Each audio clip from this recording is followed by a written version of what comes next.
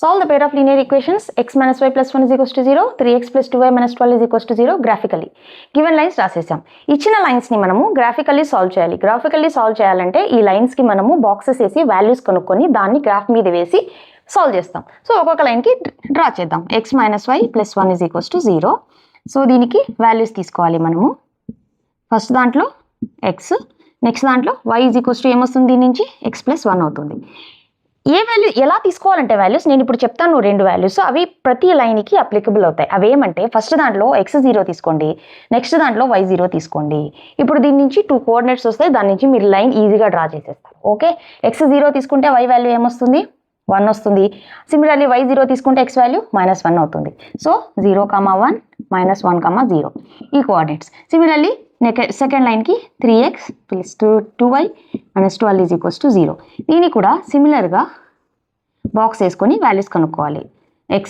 y ఏమొస్తుంది y is equals to 2y is equals to 12 minus 3x, y is equals to 12 minus 3x divided by 2. నేనేం చెప్పాను 2 values x0 ఇక్కడ y0. ఇప్పుడు y ఏమొస్తుంది చూడండి, x0 పెడితే s ఈక్వల్స్ టు 0, 12/2 6 వస్తుంది. సిమిలర్లీ ఇక్కడ y0 పెట్టాలి. దీంట్లో y0 పెడితే x వాల్యూ ఏమొస్తుంది 4 అని వస్తుంది.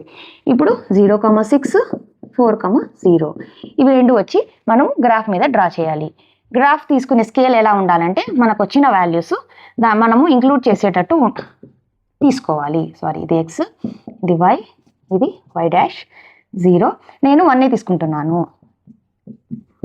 5, 6, 1, 2, 3, 4, 5, 6, -1, -2, -1, -2.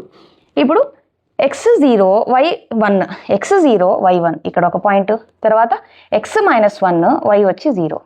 ఈ రెండు లైన్స్ పెట్టి స్కేల్ పెట్టి మీరు లైన్ డ్రా చేసేయండి. ఆ లైన్ ఏదని రిప్రజెంట్ చేయండి. x - y + 1 = 0. ఇక్కడ స్కేల్ ఖచ్చితంగా రాయండి.